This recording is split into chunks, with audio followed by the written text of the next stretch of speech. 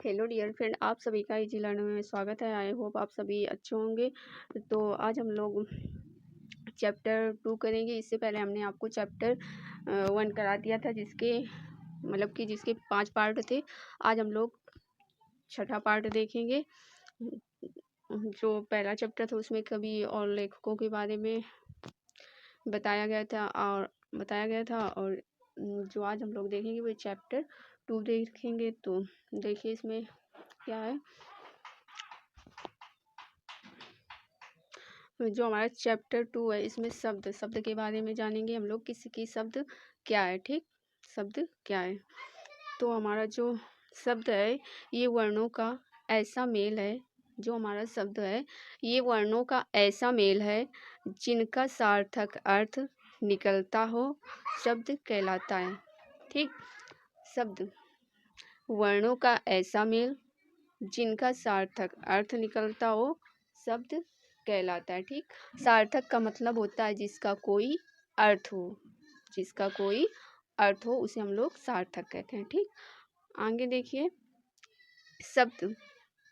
आगे जो है हमारा शब्द भाषा की स्वतंत्र इकाई है, अर्थात शब्दों का प्रयोग भाषा में स्वतंत्र रूप से किया जाता है। जो हमारा शब्द है ये भाषा की एक स्वतंत्र इकाई है, अर्थात शब्दों का प्रयोग भाषा में स्वतंत्र रूप से किया जाता है। जो हमारा शब्द है ये भाषा की स्वतंत्र इकाई है, अर्थात शब्दों का प्रयोग हम लोग किसी भी शब्द का प्रयोग स्वतंत्र रूप से कर सकते हैं। ठीक, आगे देखते हैं दूसरी डिफिनेशन जो है। इसमें कह रहा है शब्द भाषा की सार्थक इकाई है, अर्थात केवल अर्थवान या सार्थक इकाइयाँ ही कहलाती हैं। शब्द भाषा की सार्थक इकाई है, अर्थात केवल अर्थवान या सार्थक इकाई ही शब्द कहलाती है। ठीक है, आगे देखिए जैसे एग्जाम्पल के तौर पे हम लोग देख लेते हैं। एग्जाम्पल जैसे है कि मेज, कुर्सी, घोड़ा, ईमानदार, सुंदर, ये जो है ये हमारे सार्थक के ये सार्थक के एग्जाम्पल है। इनका अर्थ है, सार्थक का मतलब होता है जब किसी चीज का स्पष्ट अर्थ हो, सही हो, उसे हम सार्थक कहते हैं। ठीक, आगे देखते हैं शब्दों के वर्गीकरण भेद। शब्दों का वर्गीकरण भेद। शब्दों के निम्न भेद होते हैं। शब्दों के कितने भेद होते हैं? निम्न होते हैं। ठीक, कौन कौन से होते हैं देखिए। अर्थ के आधार पर, उत्पत्ति व्युत्पत्ति के आधार पर, रचना के आधार पर, वाक्य में प्रयोग के आधार पर। ठीक, ये जो होते हैं ये शब्द के निम्न भेद होते हैं। ठीक है, आगे देखते हैं क्या है। कह रहा है अर्थ के आधार पर भेद। क्या कह रहा है? अर्थ के आधार पर भेद। तो अर्थ के आधार पर शब्द के दो भेद होते हैं। अर्थ के जो हमारा अर्थ होता है, मतलब कि किसी भी चीज का जो अर्थ होता है उसी से रिलेटेड है। मतलब कि अर्थ के आधार पर भेद, जो अर्थ होते हैं इसके दो भेद होते हैं। कौन कौन से होते हैं देखिए। जो हमारा पहला है वो होता है सार्थक, और जो दूसरा होता है वो निरर्थक। ठीक, जो सार्थक होता है, सार्थक का मतलब होता है जिसका कोई अर्थ हो। सार्थक का मतलब जिसका कोई अर्थ हो, और निरर्थक का मतलब होता है जिसका कोई अर्थ ना हो, मतलब कि जो अर्थहीन हो। ठीक, जैसे एग्जाम्पल देख लेते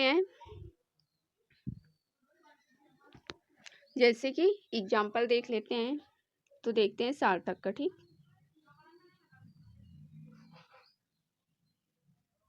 जो हमारा सार्थक का एग्जाम्पल है वो होता है, देखते हैं, जैसे कि लोटा। ठीक, लोटा, खाना, गाना। ठीक, इनका कुछ ना कुछ अर्थ है, मतलब कि लोटा, खाना, गाना, इनका कुछ अर्थ है। मतलब सार्थक का मतलब होता है जिन शब्दों का कोई अर्थ हो, मतलब अगर हम कोई शब्द बोल रहे हैं या लिख रहे हैं, अगर उस शब्द में कोई अर्थ हो तो उसे हम सार्थक कहते हैं। ठीक, और निरर्थक का मतलब होता है उसका कोई भी अर्थ ना हो। ठीक, वो अर्थहीन हो, उसका कोई अर्थ ही ना हो, उस भाषा का कोई अर्थ ही ना हो, उसे हम निरर्थक कहते हैं। जैसे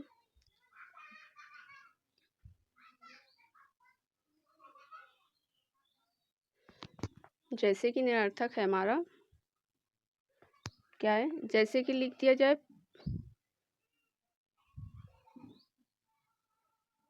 पोटा, ठीक, पोटा,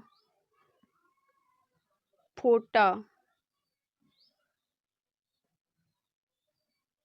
ठीक। तो इसे ये पोटा क्या चीज़ है, इसका कोई अर्थ है नहीं है। फोटा, इसका कोई अर्थ है, कोई अर्थ नहीं, ये मतलब कि अर्थहीन हीन है, इनका कोई अर्थ नहीं है, ये बिना अर्थ के हैं, तो ये निरर्थक हो जाएंगे, ठीक। आगे देखते हैं, इतना तो आप लोगों को समझ में आ गया होगा। आगे देखते हैं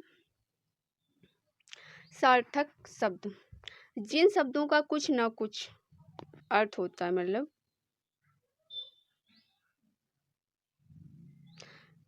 जिन शब्दों का कुछ ना कुछ अर्थ होता है उन्हें सार्थक शब्द कहते हैं, ठीक।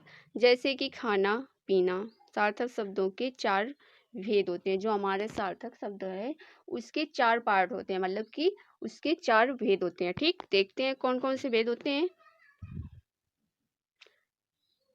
पहला भेद, एकार्थी शब्द, वे शब्द जिनका प्रयोग एक ही अर्थ के लिए किया जाता है उसे हम एकार्थी शब्द कहते हैं। आप लोगों को हेडिंग से ही समझ में आ रहा होगा, एकार्थी शब्द जिसका केवल एक ही अर्थ हो, अर्थात वे शब्द जिनका प्रयोग एक ही अर्थ के लिए किया जाता हो उसे हम एकार्थी शब्द कहते हैं, ठीक। जैसे एग्जाम्पल देखिए, जैसे पुस्तक, क्या है, पुस्तक, गाय, घर, लोहा, ये जो है एक अर्थी के शब्द है, इसका केवल एक ही अर्थ निकलता है, इसके मतलब कि 2 अर्थ नहीं हो सकते, ठीक। आगे देखते हैं दूसरा, मतलब कि आगे देखते हैं दूसरा नंबर, अनेकार्थी। अनेकार्थी तो आप लोगों को ये रटना नहीं, आप लोगों को हेडिंग से ही समझ में आ रहा होगा इसकी, मतलब अगर परिभाषा बनाना चाहो तो हेडिंग से ही परिभाषा बना सकते हो। एकार्थी जिसका एक अर्थ हो, और अनेकार्थी जिसका 2 अर्थ, मतलब अनेक अर्थी मतलब कि जिसके अनेक अर्थ हों, मतलब कि जिसके अनेक अर्थ हों, ठीक। वे शब्द जिनके भिन्न भिन्न अर्थ हों, मतलब कि जिनके भिन्न भिन्न अर्थ हों, अर्थात एक ही शब्द के कई अर्थ हों, ठीक।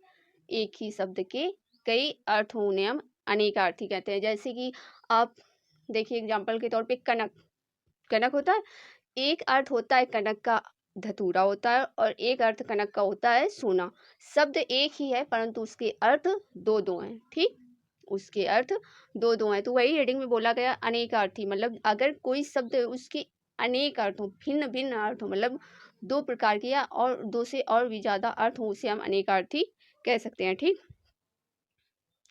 एग्जाम्पल देखिए, जैसे आम, जैसे आम है, ठीक। तो फल विशेष, फल विशेष, फल विशेष मामूली साधारण, ठीक।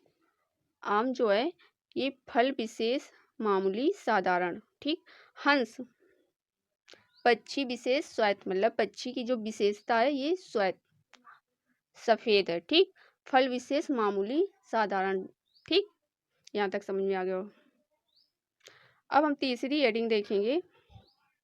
जो हमारी तीसरी हेडिंग है वह समानार्थी या पर्यायवाची शब्द, इसे हम समानार्थी या पर्यायवाची शब्द दोनों के नाम से जानेंगे, ठीक। देखते हैं, समान अर्थ वाले शब्द, समान अर्थ वाले शब्दों को समानार्थी या पर्यायवाची शब्द कहते हैं। समानार्थी मतलब कि समान अर्थ वाले शब्द को समानार्थी या पर्यायवाची शब्द कहते हैं। जैसे गंगा, जैसे गंगा, गंगा का है, जैसे कि गंगा मतलब कि नाम केवल मतलब कि जो शब्द है वो केवल गंगा है, किंतु इसके जो अर्थ हैं या इसकी जो पर्यायवाची अनेक है, जैसे कि भागीरथी, मंदाकिनी, सुरसरी, है ना अनेक। ऐसे ही देखिए गणेश, जो गणेश जी का है, गणेश जी को हम गणपति, गजानन, गणनायक के नाम से जानते हैं, ठीक। जो हमारा घर है तो घर को हम गृह,